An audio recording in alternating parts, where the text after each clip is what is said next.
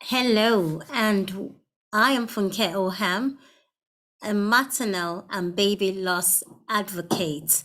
Welcome to Mayah's Legacy Self-Advocacy Project. I'm just going to share my screen. Bear with me.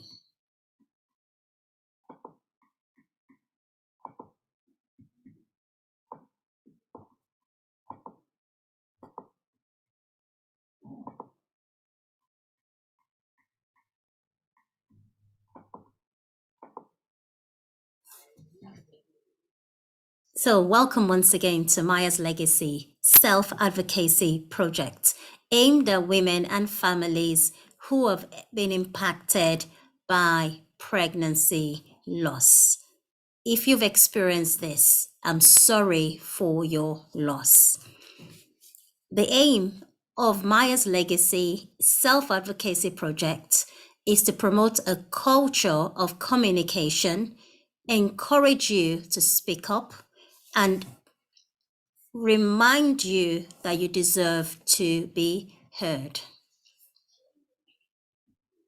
In this webinar, I'll share my advocacy journey, cover the what, the why, and the how of self-advocacy, discuss self-advocacy and your well-being, also look at some issues or areas that might be stopping you, provide more details about myself. So let's get started. So my self-advocacy journey. On the 1st of May 2006, 16 years ago, I went into labor. I made my way to hospital. On getting to hospital, the midwife struggled to find my baby's heartbeat. Eventually, she found one, and I was monitored and given some pain relief to help with the pain I was experiencing. Hours later, I woke up and found a lot of medics in the room surrounding me, and I was informed there was no heartbeat. They went on to induce me, and I had my son via forceps delivery. It was all a shock. I was totally devastated, as this wasn't the outcome we had expected, as I had a low-risk pregnancy. Over the coming days and weeks, loads of questions went through my mind. I began to ask my mom and my husband, who were present at the birth, some of these questions, and they couldn't answer some of them. On speaking to the hospital, I was told our son's death was unpreventable and it happened suddenly. I then requested my notes, read them cover to cover, trying to find answers. I consulted with medical professionals who had been referred to us by our friends. I did a lot of research online, and then I made a complaint to the hospital. I was unsatisfied with their response. I then decided to escalate it, following a conversation with my husband, to the Care Quality Commission. We waited months and months to get a reply. Eventually we did, and about 3 out of our 5 complaints were upheld. I didn't want any family to experience the pain and the heartache we went through, and I wanted pregnancy outcomes for other families to be improved. Fast forward 9 months after this loss, I went into hospital again, well, a different hospital this time, at 23 weeks, because I'd been feeling pain, which intensified as the evening progressed. And at some point, I realized they were quite similar to labor pains, but I thought, how could this be? On getting to hospital, I arrived at the reception desk, and my husband told them that I was in labor. The midwives at the reception desk brushed it off, saying I couldn't be in labor if I was just under 24 weeks, and it was impossible. But we insisted I was, based on my experience of my first labor. Eventually, they listened to us and got us a bed, and then examined me. On examining me, they found out I was fully dilated, which was a shock to both of us and the midwives.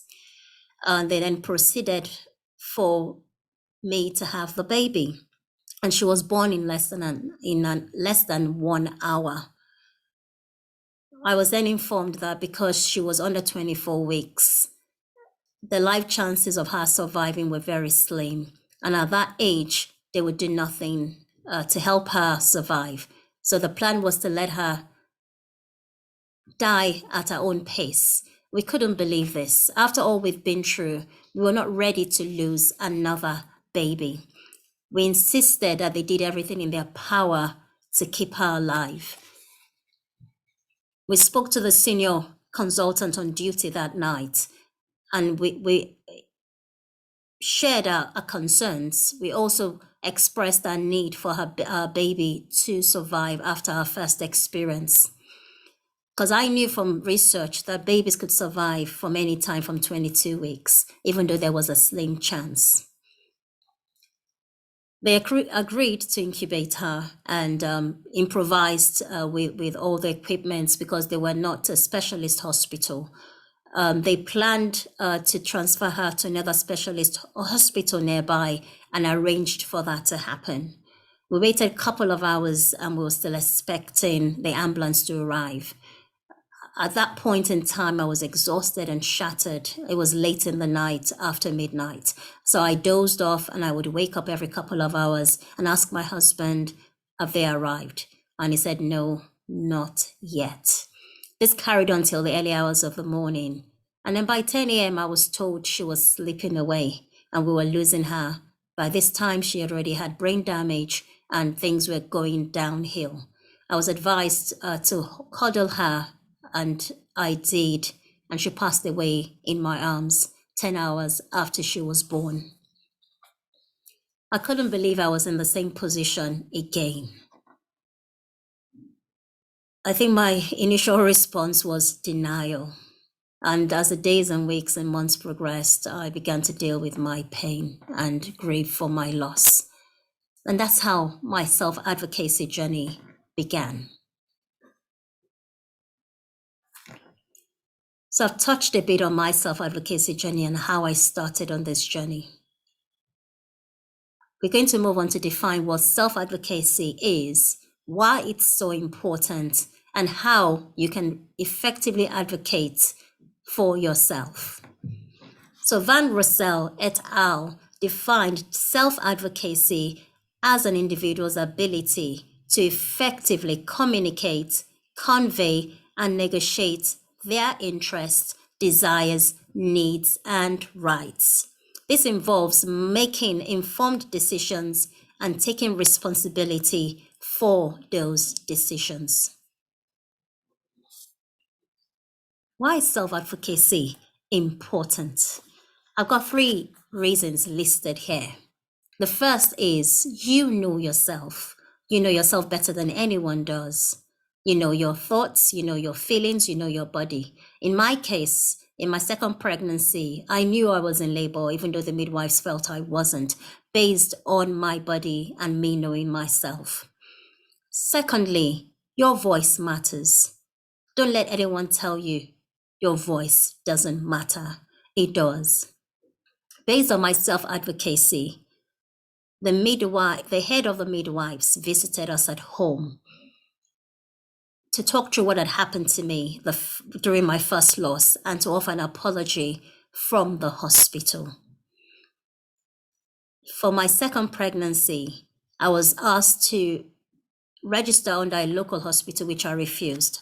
I didn't want to go to the same hospital I'd been for my first birth because of my experience. And for my the second time round, I wanted somewhere neutral, somewhere different. And I wanted to be put under the care of a consultant that I could trust and I could talk to and they would hear me out. So based on recommendation of a consultant friend, I transferred to another hospital outside of my borough.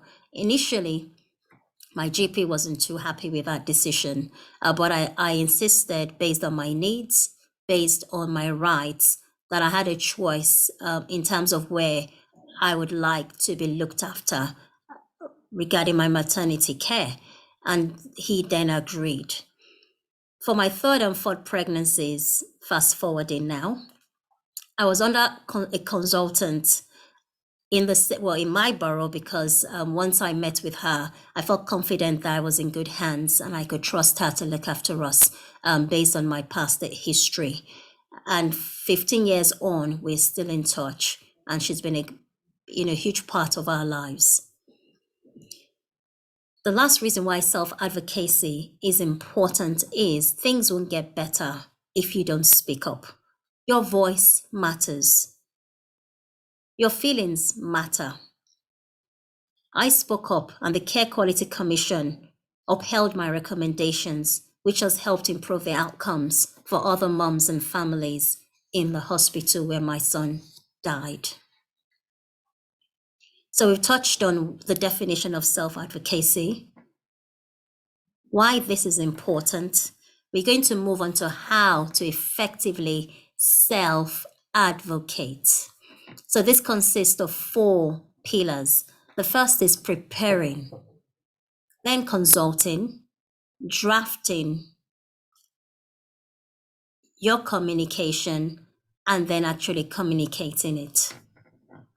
So starting from the first point is preparation. Ask yourself, what are your desires? What are your needs, both presently and in the future? What are your non-negotiables? You know your story. What's that story? And how are you going to tell it? Find out what you're entitled to. What about your rights? Talk to others who've been through a similar experience like yourself. Read around the issues that you're facing. Research. There's loads out there, but make sure you're using reliable sources. And then lastly, ask yourself, what would you hope to accomplish through this process? And all this is entailed in preparation. We move on to the next stage, which is consultation. Don't be afraid to ask for help. Don't feel bad actually asking for help. Ask confidently. Believe in yourself. Who can you speak to? When you consider those you can speak to, how much influence and how much power do they have? What's the complaints procedure in the hospital, if at all you remain unsatisfied? And what are the next steps? Request their policies and read through them. If they seem complex, refer this to a friend who can help you break it down, or get advice from professionals that can support you during this process. Ask yourself, are there any other options? Have you exhausted all the options? Remember, don't take no for an answer. Keep pushing, keep persevering till you get what you want. Follow up every conversation with an email, every discussion, follow that up with an email so there's a record trail. The third stage is drafting. It's time to put together all your documentation. Keep a record of everything. Make sure you can access them easily and they're filed in an easy format. Draft the list of what you want. What is it that you want from this process? What are your needs? Include the rationale behind those needs so you can argue and negotiate based on the rationale and the need. Link this to evidence. Make sure it's simple, it's brief, and it's clear. Get others to review your list and to give you some feedback. And if necessary, update it following the feedback. Now we move on to the last stage, which is the key aspect of self-advocacy, communicating. Self-advocacy is rooted in believing in yourself. If you don't believe in yourself, no one will believe in you. So you have to be confident and project yourself confidently. Speak up passionately about what you believe and about your cause. Tell your story. Remember, no one else can tell it like you can. Think about the audience. What's the best way to get your message across? How do you get them to listen to you and to act on your behalf? Remember, your message must be clear, it must be consistent, and it must be effective. Sometimes you might have to disagree, but disagree in an assertive manner, not an aggressive manner. Emphasize working together as you self-advocate, looking for the best solution for your needs. If you're unable to agree a solution for long-term issues, then agree a solution for the interim, and then return to that conversation at a later date. Every decision you've been given, get that in writing. And every discussion you've had, make sure there's a record trail.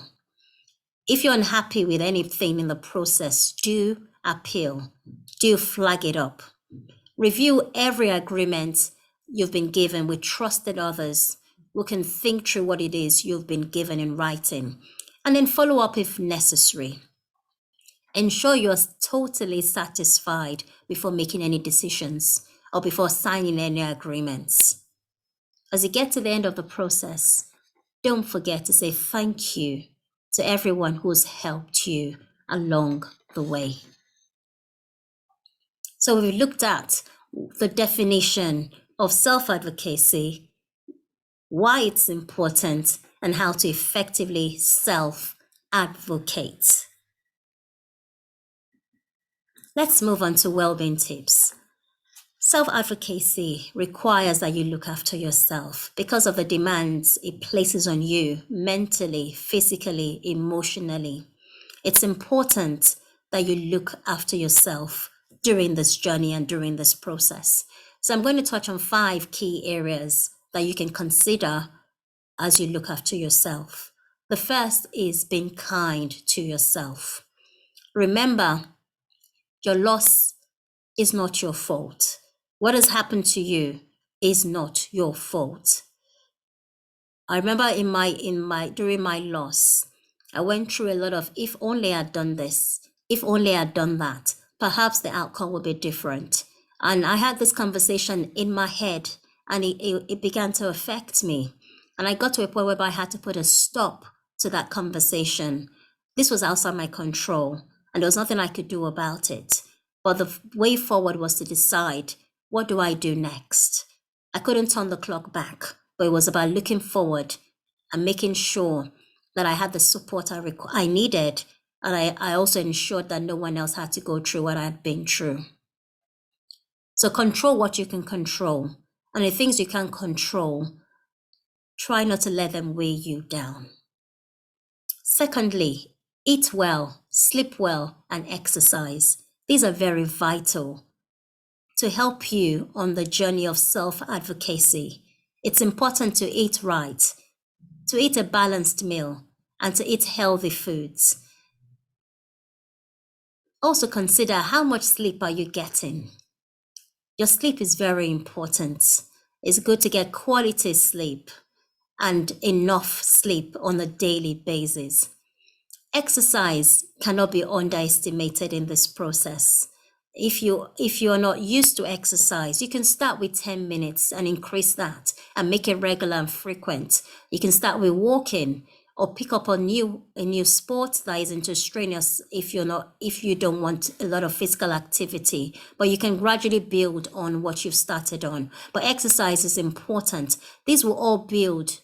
Eating well, sleeping well, and exercise will build your resilience as you walk towards self-advocating for your needs.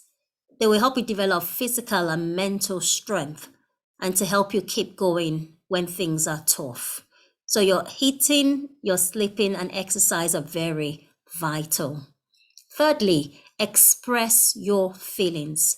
Talk about your frustrations. Talk about your thoughts. your concerns, your worries.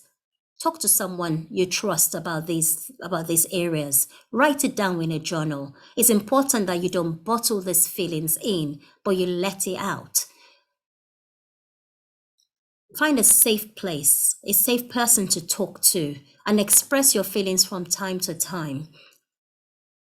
Sometimes the journey isn't easy. Sometimes it's frustrating, but don't bottle them in. Talk to someone. It does help.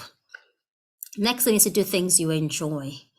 It's important that you focus on other things as well, that you don't neglect yourself, you don't neglect your other relationships, even in this process of self-advocacy. It can be tough, it can be difficult sometimes, but it's important that you do other things outside of this issue that you enjoy. Things you can look forward to, things that excite you, things that motivate you, and then develop yourself in other areas as well as you keep on this journey. Lastly, it's okay to take a break.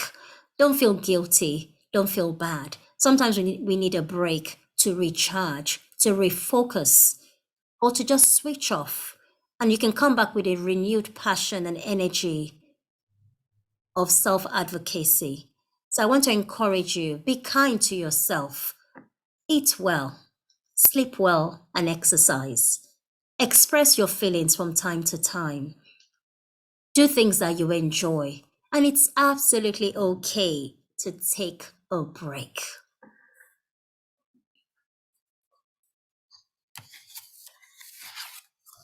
So we're moving on to what's stopping you.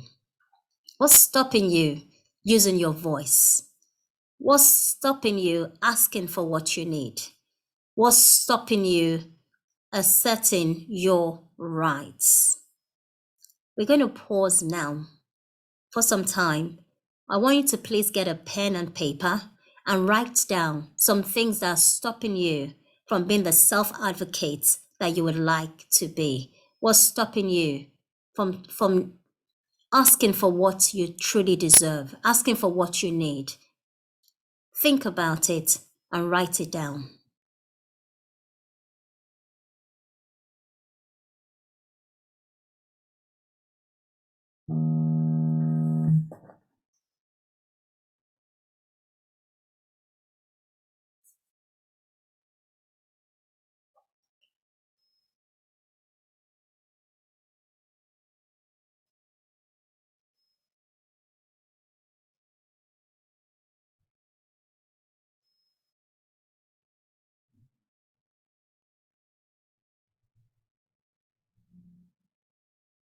Hopefully, you've written a few things down. Look at your list. I'd like you to consider, who can you talk to about these issues? Who can help you? What support do you need? And how can you address these issues?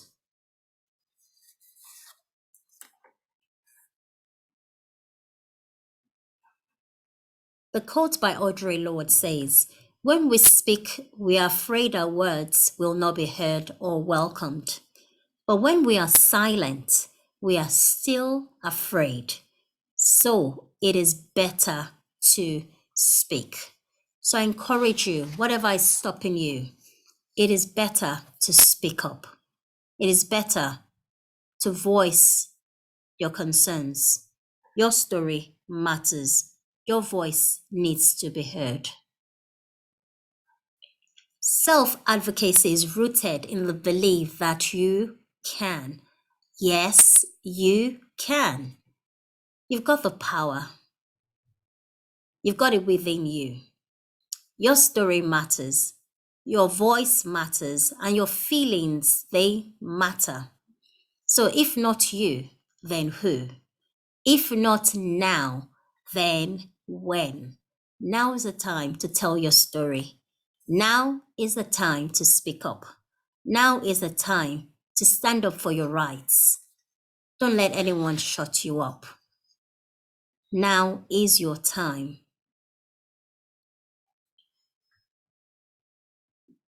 So we're going to review everything we've covered in the last couple of minutes. We've talked about what self-advocacy is. It's knowing yourself and your rights, knowing what you need, and knowing how to get it. It's also knowing your why. So why is self-advocacy important? We said it's because you know yourself better than anyone else does. Your voice definitely matters, and things get better only if you speak up. Nothing will change if you remain silent. We also covered the how of self-advocacy and looked at preparation, consultation, drafting, and communicating. I also covered the 5 well-being tips, things you can consider in terms of your well-being on this journey. And also, what's stopping you? Remember, your voice matters. And yes, you can. I hope you found that helpful. We've come to the end of the self-advocacy session. What will you do as a result of what you've heard today? How will you speak up? When will you speak up?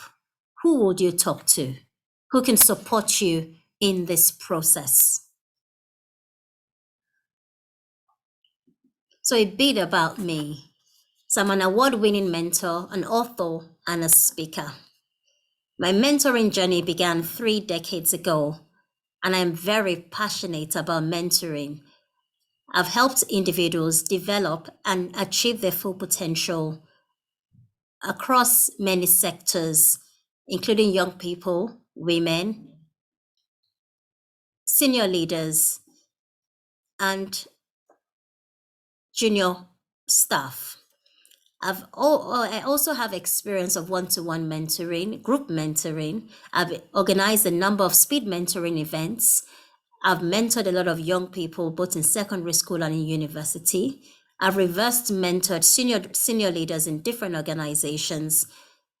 Also, years back, I set up a mentoring platform for women, and I was a recipient of 2 awards based on the impact I made in the community. I've also established a mentoring program. So mentoring is something that I love and I am so passionate about. As an author, I'm proud to have published 2 books. The first is Always a Mom, How I Survived My Baby Loss. And the second is There's More to You. Pregnancy loss is a journey no one should walk alone. In this book, I explored my thoughts, my feelings, and actions based on my loss. I also considered how I chose to live again, how I accessed support, and how I turned my pain into purpose.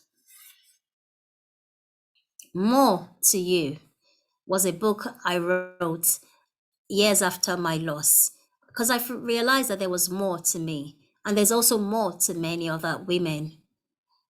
It's a code book for women by women. 75 women contributed to this book from across the world. It's a call for women to see beyond their achievements, their limitations, their pain, their past, their comfort zone, and their circumstance. It inspires women to learn more, be more, see more, live more, and to love more. I'm also a speaker, and I've been privileged to share my vibrant message in conferences, leadership forums, and career events. I empathize with my audiences in terms of where they are, and I envision them to move to where they would like to be. Along the way, I've also bagged some awards, and in recognition of the difference I have made. So I received 2 Mentor of the Year awards from the National Mentoring Consortium and Women in Credit, which was supporting the personal and professional development of ethnic minority undergraduates. In March this year, I received a Life Turnaround Award from the Wise Women Awards. As someone who was against all odds, turned my life around and is helping others. You can find out more about me on my website, also about my services, and to purchase my books at www.funkeoham.com. I'd love to connect with you. You can do that via LinkedIn and Instagram. And my handle is Funke Oham. So I'm going to stop screen sharing now. And I hope you've benefited from this webinar and you're taking a few things away with you. You know, listening is one thing, but taking action is what will bring about the change that you desire. So don't be silent about the things that matter to you. And best wishes in your advocacy journey. All the best.